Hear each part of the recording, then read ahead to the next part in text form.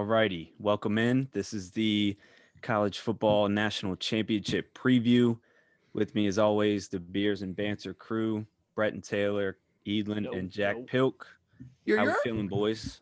Everybody good? Good. We out here on Alrighty, Thursday. we are. I think we're going to start this by going over some of the key bowls that took place. We'll recap some of the semifinal games. Well, both semifinal games. And then obviously we will dive deep into the national championship game, which is Monday. Let's start with the Georgia Mayo Bowl. and Cincinnati game. What was the Mayo Bowl? I forget which that was. Was it Wisconsin? Wisconsin's. I was Oh, yeah. totally expecting them to dump was- a Gatorade bath of mayonnaise God. on the curb. It replaced the Belk Bowl. Remember down in Yeah. I like Charlotte the who was Belk playing Bowl. in that? That Who was just playing terrible. that last year? So I don't know. Georgia, Cincinnati. Yeah. I was the only one to pick Georgia. Yeah. Well, you were You got still lucky. You got kind of lucky. you were still kind of wrong. How they won? I think we can all agree that based on the eye test, let's throw that in there. Cincinnati was the better team that day on the football field. They looked better. And they still lost. In the So, first half, I'd fair. say so, yeah. And then the second play of the third quarter, and then after that, they looked like a non-Power 5 team. George could do- Pickens. They could do nothing offensively in the second half. I will say that. Yeah. But regardless, they still pretty much had the game in hand with just a couple minutes left. I do have a little mini, not too long, but it pretty much recaps how they blew the game. Some guy on Twitter broke it down. Would you like Clock me to management. dive into that now? Yeah, you sound a little sad that your Bearcats lost, though. You I sound mean, a little little down. I am, depressed. because I knew that, coming on here to do this, you would throw that right in my face and I would have to listen. What is it? What sound does a Bearcat make? I Is don't there a roar like a I don't. It's a fictional ram animal. or like a roar like a bear? for this type What of is it? podcast or whatever this is, can we limit comments like that? I'm just Yeah, wondering. Jack, you might want to take a lap. I'm not taking a lap. It's an honest question, and I will not apologize. All right, so You find us the answer and tell us next week. Okay. diving into these last couple minutes. First of all, not even on the Cincy side, Georgia called a timeout, down 2 in the fourth quarter, just to punt. So Kirby Smart, that was a fantastic move.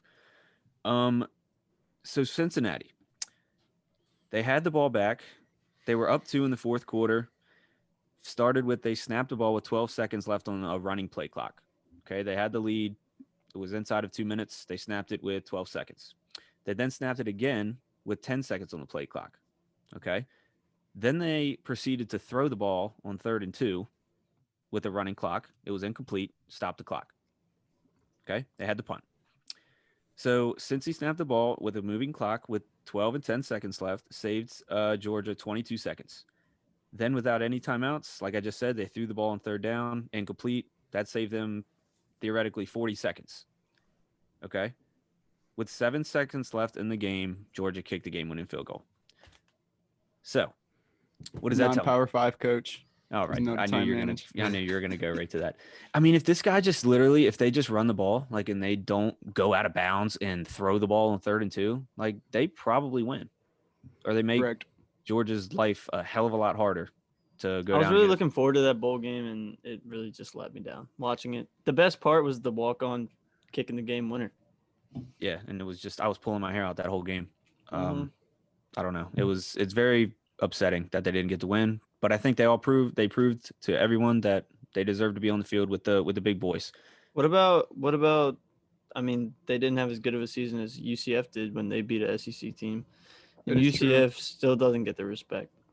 Yeah, I mean, I don't know. I don't know what it's It's going to also take. like a year-to-year thing. Like, this Cincinnati team has my respect, but that's not going forward. Like, next year's Cincinnati team doesn't Mhm. automatically earn my respect. You know what I'm saying? It's Yeah, like next year's th- Bama th- team those doesn't have my teams- respect.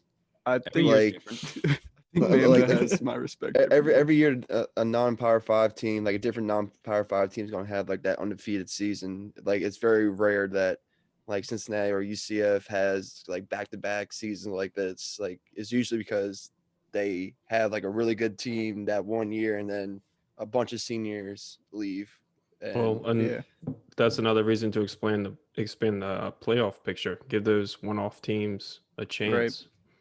Yeah, yeah, I mean, think because they're everything gonna we're be a gonna say in powerhouse this for 1 year episode- because they built the team up that well for like 4 years, and they're gonna be a power. Like they go undefeated for 1 year, and then I think next year they- everything we're gonna say in this little Oh. mini episode points to expansion of the playoff. yeah, Yes. I mean, I don't want to hear anyone say that there's going to be blowouts and all this stuff. There's blowouts every single year in the playoff. Like it's proven. Go back and look. Let at me the ask you scores. guys this: do you think they got the right 4 teams in? yes, Based on how they But- did everything leading up. Yeah, I mean, Clemson Yes. got blown out. I mean, that's a blowout in Yeah. itself, and they were Yeah. but I do supposedly agree. the second best team. I do think that if there's a non-power 5 team like a Cincinnati or a UCF that's undefeated, and Notre Dame is up there with 1 loss, they do not deserve to go in. Notre Dame should have like a 1-year hiatus of if their team deserves in, they should not get in just because They their track deserve to be record- in this year, it- though. All right, but their speaking- track record in Speaking of Notre New Dame, Year's 6 bowls, they're 0-8 and they get blown out every single time. But that's the same argument every year. Year to year is a different team. Yes, so put in a new team that hasn't been that deserves a shot. That Notre Dame Every has year is a given new that team. shot. Though. I get what you're I saying. know, but You can't Notre hold a Dame has grudge given from a team Notre 8 Dame has years given that ago. shot. It's every year. All right. This Let's year. let's jump into the semifinal games. I didn't want to spend too much time on this. Like this is supposed to be the bulk, is supposed to be the championship. So, fellas, let's try to stay on track. Okay. Sorry. I know. Yes, Please. sir. But Sorry. we're Sorry, talking about bowl Dad. games. You want to lead off Cincinnati? Why not I know, talk about no, semi that- games? Okay. This All is right, Jack. All right. Stay on There's a track. reason. Listen to Pops. Listen to Daddy. Bama and Notre Dame. To me, it looked like both of these teams in the game were trying not to blow each other out. They were like trying not to hurt each other. It was really weird. Like Bama, if they wanted to, I'm convinced could score 60 in that game, and they took the foot off the gas. They won 31-14. It was kind of not really entertaining. What do you guys? Backdoor cover. Love They that. did. They did. Backdoor cover was wide open. It was. You could feel it coming. I mean, the whole last couple minutes, you knew it was coming. Any Yeah. thoughts on that game? Any recap? I think it was clear before the game was even kicked off that Bama was going to be dominant and prove that they are the number 1 team in the country. Have been all year. So I mean, when it started out with that Najee Harris run, when he just clearly asserted his dominance as an athlete over He's a everyone on that freak. field. If he would have scored, I think that's touchdown of the year. Like that was insane because he didn't even get touched by that dude. He cleared. He was like standing straight up. It was insane, but It I was mean, definitely one of the craziest runs. Period. Like, if Shout he out would've scored, that Devontae was Smith crazy. too, Heisman Yeah, winner, well Heisman winner. deserved. Had a Absolutely. ridiculous year. Came back for Mhm. his senior year and won the Heisman. mhm, So he proved it in the playoff too. Do And you to- think that game was the deciding factor for his Heisman win, or do you think he already had it locked before that? I think they make the votes before the playoff. I might be wrong with saying that, but I'm pretty sure they do. I think so too. At least He that's still what, would've like, won. everyone says. Yeah, I think he still But would who have won. knows? College Um, football's corrupt, so they might just make votes like on the spot.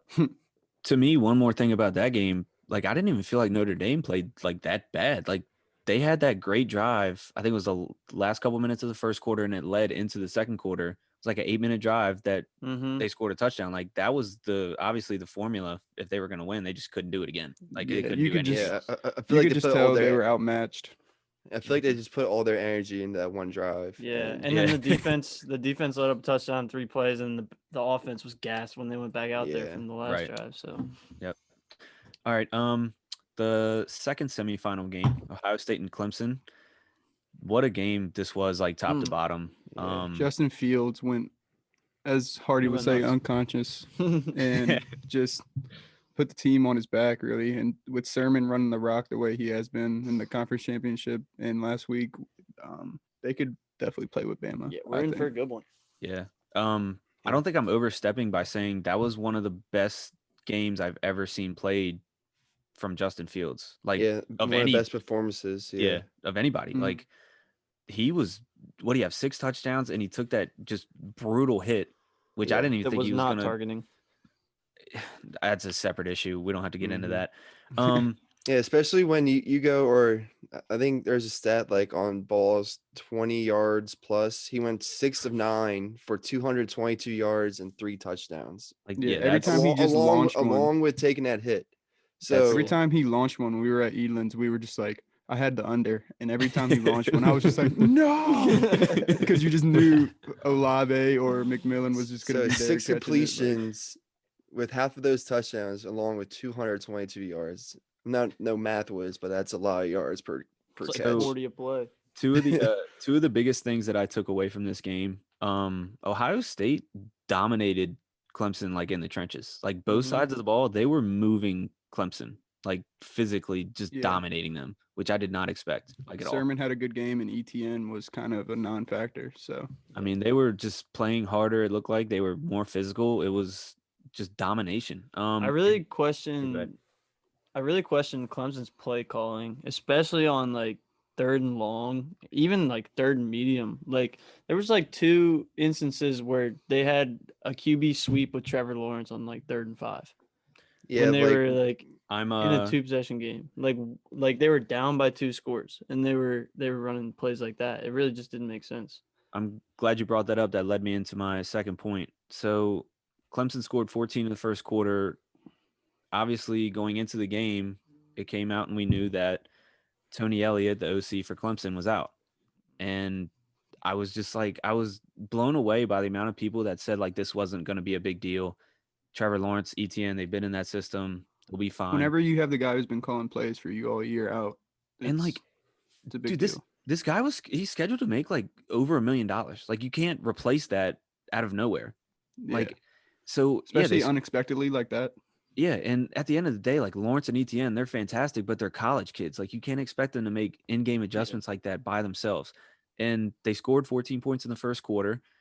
It looked like that was just scripted plays. Like that was who they were, in practice and everything, scripted plays. And then when they got away from that, they only scored 14 the rest of the game. So that was Yeah. what I saw was like pretty much the biggest thing of the game. Like honestly, Mhm. Yeah, I think you can point to that and say that Clemson's offense was kind of offbeat because of that.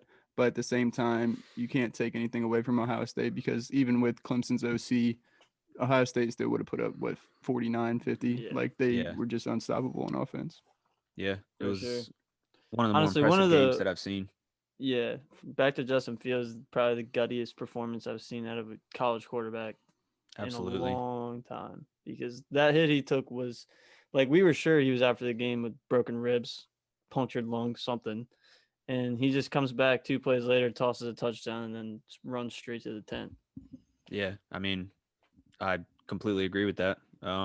Yeah, it was one I of want the to know what they gave him in the locker room because I want some of that. dude for real.